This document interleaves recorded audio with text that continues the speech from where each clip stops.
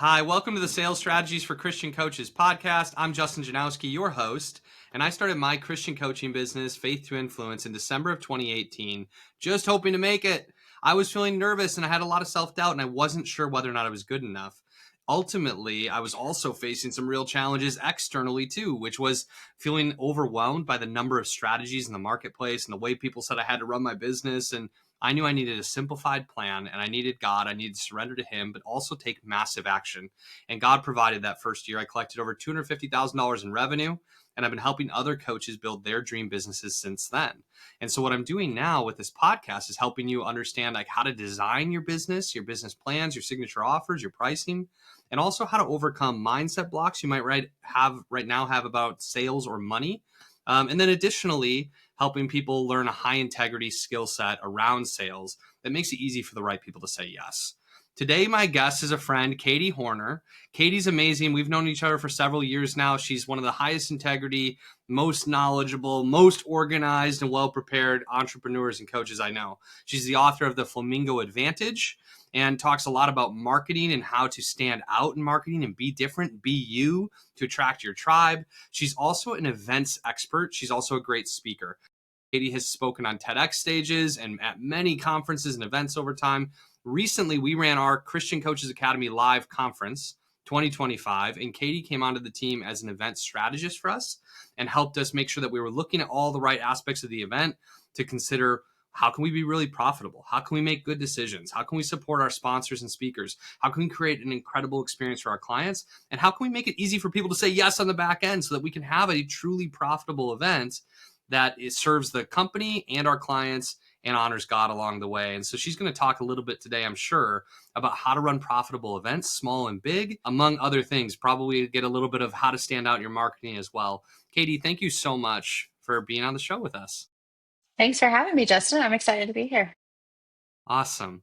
We met when you were living in Mexico and you were just getting started with your business. I'd love for you to just share with the audience a little bit of your business journey and a little bit of your life journey because it's so interesting. Let's just start there.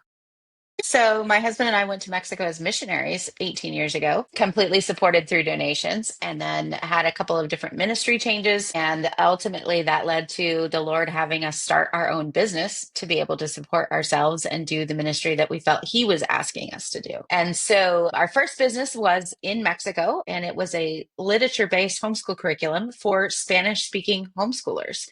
And we ran that for about 10 years, hosted some of the first online trainings in Spanish for Spanish speaking homeschoolers. And then we started coaching business from there. And as that business grew, the coaching business grew. Ultimately, through COVID, we ended up transitioning to focusing mainly on the coaching business and coaching entrepreneurs to be able to have the mind of Christ about your business, be able to blend faith and business, live with integrity, have a business that serves your life and calling. And that includes the work that we get to do today, keynoting and event strategy and one-on-one coaching and all the things. So I think that may be the Amazing. shortest I've ever told that story.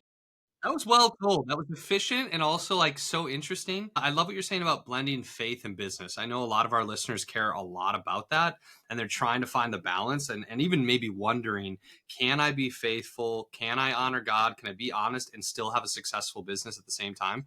Share a little bit more about that, blending faith and business. Well, so I use flamingo analogies or metaphors a lot in my business. So this is the best way I can think of to explain this. When you look at a flamingo in the wild, the flamingo is pink all the way through. Their flesh is pink, their feathers are pink, their blood is pink, their the milk that they secrete for their babies is pink. Like they are pink all the way through. When you think of a flamingo, you think pink, right? And they don't try to hide their pinkness when they're out eating. They don't try to hide their pinkness when they're taking care of babies, right? They just are what they are. And so, as Christians in the secular business world, I don't think we should hide who we are either. You are what you are all the way through. I'm not saying that should be obnoxious. They're not out there holding signs and dancing around. Look at me, I'm so pink, right? We don't have to be obnoxious with it, but I do think that our faith should color everything that we do because you can't just decide to leave it behind or leave it out today. If it is a part of you, it is truly a part of you, and it should be coloring all aspects of your life. Amen. Wow. Wow. That's really fun. Thank you for sharing that. Let's not hide our pink. Let's be pink Hmm. all the way through. And for us as Christians, that probably means let's show up and lead with love. Let's let people experience Jesus through us and the way we run our business. Let's do things in an honest and good way. Can people really do that and have success in business at the same time? Absolutely. I mean, you and I are the first examples people are going to see on their screen. But when you show up as who you are and you're authentic, like there's no worry about, are people going to not be affected by this? There's absolutely an effect. But one of the other cool things about being who you are all the way through is that you don't have to serve everybody. Right. And so another cool flamingo fact is that every flamingo has his own unique voice. And so the flamingos in their group know each other by their voices, even though they all look the same. Even biologists can get them confused. They know each other by their voices. Well, we also have the example of scripture with Jesus saying, "My sheep hear my voice and they know me and they follow me. I give to them eternal life," right? You have people in your world who are listening for your voice. And they're going to hear your voice. They're going to follow you. They're going to get what they need from you to go and be fulfilled to do what God has called them to do. And there's other people who are going to hear your voice and be like, "Oh, that's not my group." Right. And that's totally Mhm. okay because God's got some other bird out there waiting to lead them into what they need to be led into. And you just get to stand in confidence doing what you were created to do in the space that God put. Yes, amen. I really believe authenticity is a superpower in today's world. It's what attracts people. And I love what you said about the idea that your voice will call to your audience and have them saying, oh my gosh, this is my person. This is what I need. And there are people waiting for each of our voices who are going to resonate with our story and our voice. But the other part of it that I really love is you speaking truth to the reality that if our voice is authentic, there should be some people who say, that's not for me. That's not my person. That's not my coach. Our mission statement, our target audience, our language around what we do should repel some people. It doesn't have to be in like some negative way or some intense way, but they might just be able to see and tell like, okay, that's not for me. I know that there are a lot of people who probably stumble upon this podcast or find me in some other way and they're like, Justin's not really for me. And I don't need to be offended by that. That's okay. Some people are going to see the name of my podcast, Sales Strategies for Christian Coaches, and immediately know, oh, that's not for me because I'm not a coach or I'm not a Christian or I'm not interested in sales. And so that's good. When people are saying that's not for me, it means other people are able to distinguish and say, oh my gosh, this was made for me, versus trying to be general Exactly. and serve everybody. So that's really valuable. Okay, I love this. I'm all of a sudden feeling inspired. I know we're going to talk about events here in a moment, but I do want to ask you've done a lot of speaking. And I know Mhm. that our audience is filled with a lot of coaches and entrepreneurs and leaders who want to use their voice, want to speak more. If somebody has an opportunity to deliver a keynote or to run a training for their community or to jump on a podcast, how can they speak in a way that is effective and calls to their people? Can you give one or two or three quick tips on speaking before we move into events? Sure. One of the questions that I always like to ask the host of wherever I'm speaking is, what's going to make this a big win for your people?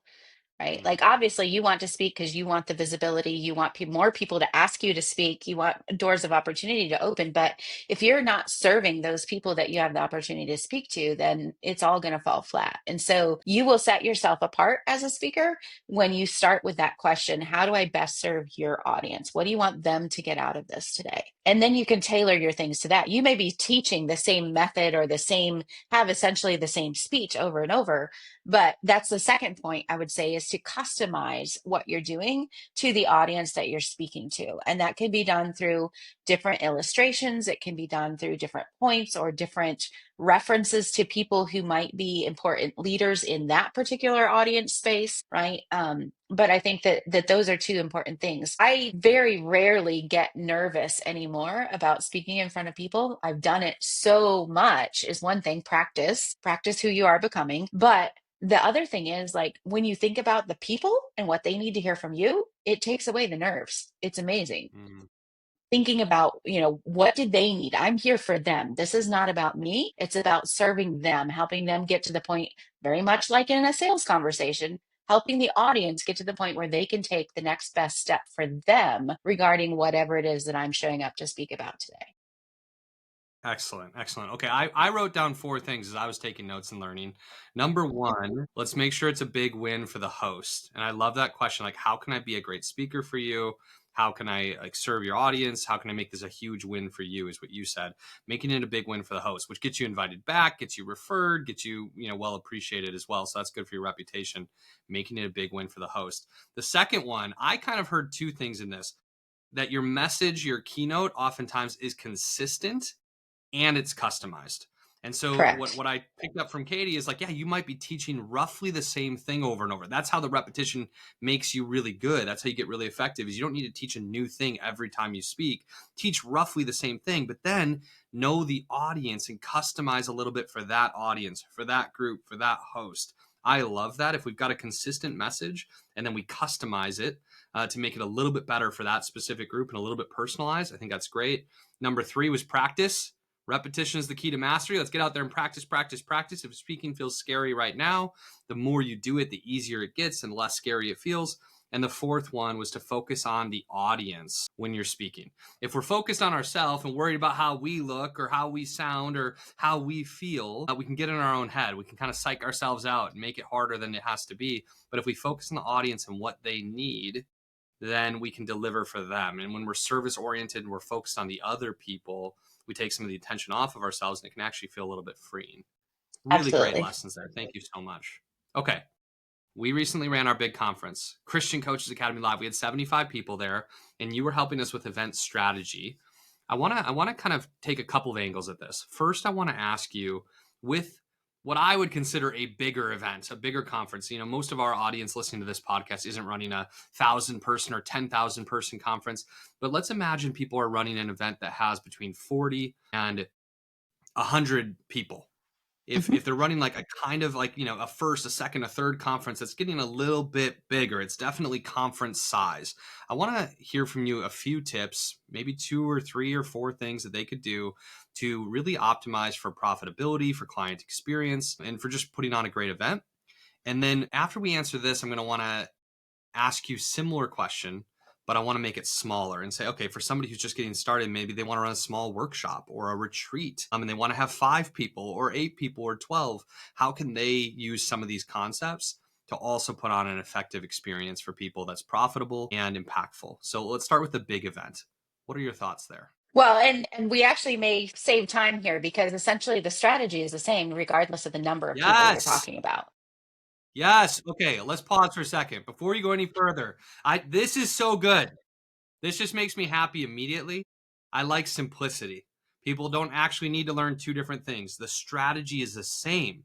And here, this is what's really exciting about this is if people execute your strategy with their first little event, a 5-person retreat or an 8-person workshop or 12 people or whatever it is, then as they grow, they can just continue to execute the same strategies and they don't need to learn something new. They're just doing it in a little bit different way. So it's kind of like you're speaking consistent, but then customized.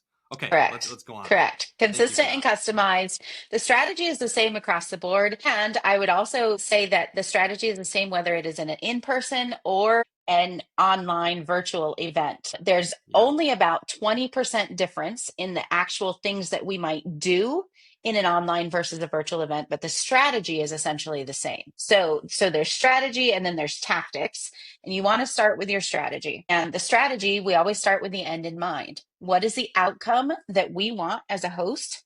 What is the outcome that we want for our audience?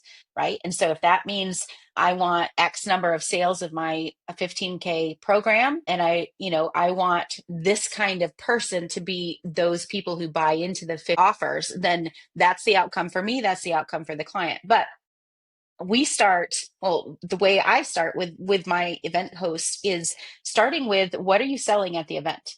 Right. This is obviously, some people use an event as a delivery mechanism. That's not what we're talking about here. We're talking about an event as an enrollment mechanism. You're hosting this event, yes, to give them a great time, great fellowship, great information, but the ultimate goal is to have them enroll in something after the event. Okay. So for an enrollment event, you're starting with that end in mind. What is the goal? What are we wanting them to enroll with? I start with that offer. What's your offer? Right.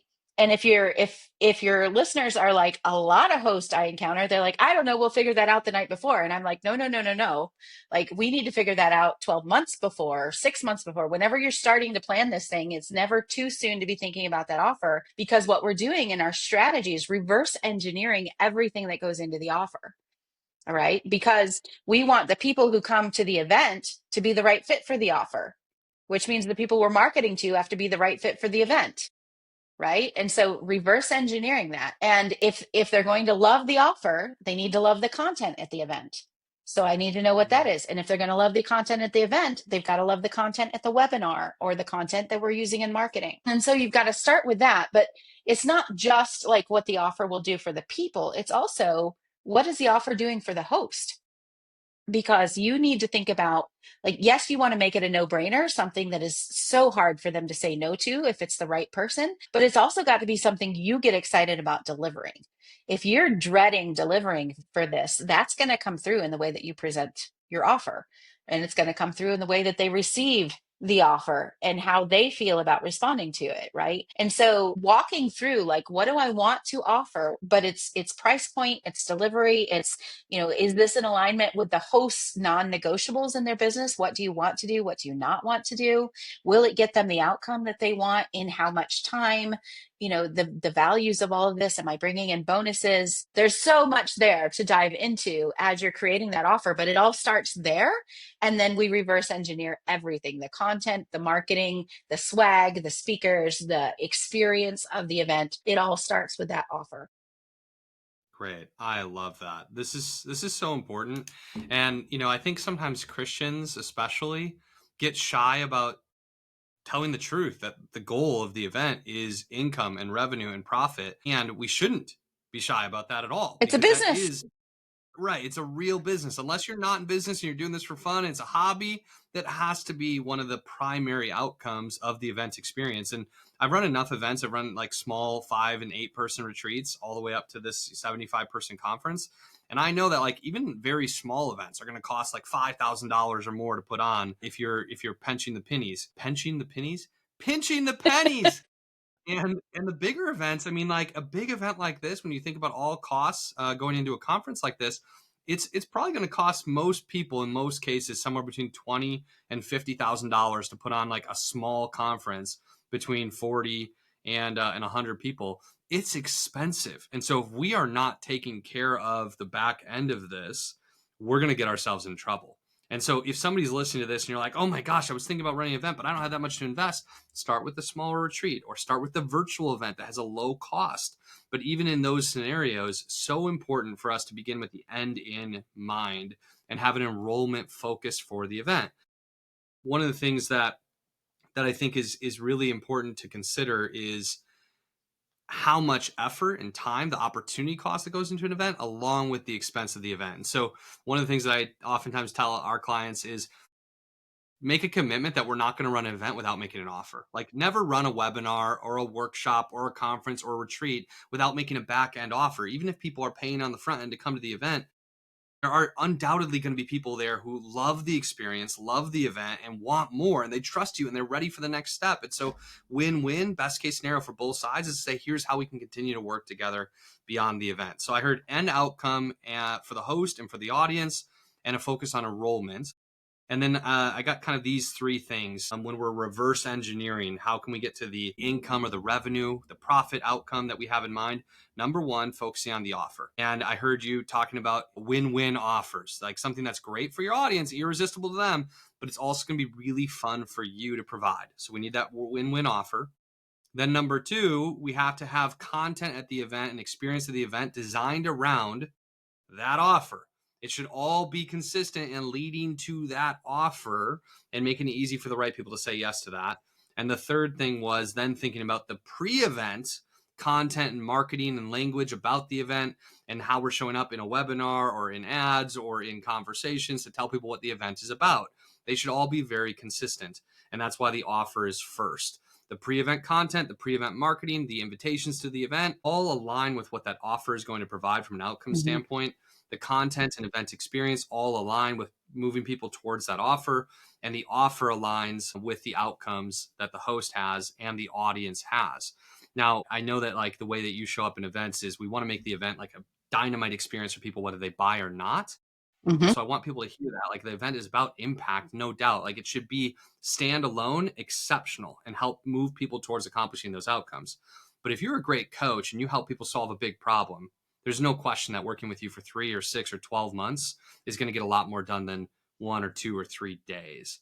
And so Right. that's why the focus on the outcome is so helpful for both Yeah. sides. And I think, Justin, too, a lot of times we get all up in our heads as hosts or as business owners around some of these things because it involves money and making an offer, right? We don't have to. This is, people know this is our business. They know that we wouldn't be doing it if we Right. couldn't make it profitable, right? And they recognize the value that we provide. And so if you look at anything that you do, even if all you're doing is an online email launch, not everyone on your email list is going to buy that thing, whatever it is. Not everyone at coming through your market on the weekend, if you're doing an art show out in the streets or something, like not everyone that comes by your booth is going to buy something. Not everyone who walks into your store, retail store, is going to buy something. Not everyone at your event is going to buy something, but you still give them a great experience. We are over delivering as much as is in our power during that time because it is something that we sold them. And we do want to do that. And we would be dumb business people if we thought that in a crowd that size, there's not a certain percentage of them that need more, that want a next step. And again, as business people, it's our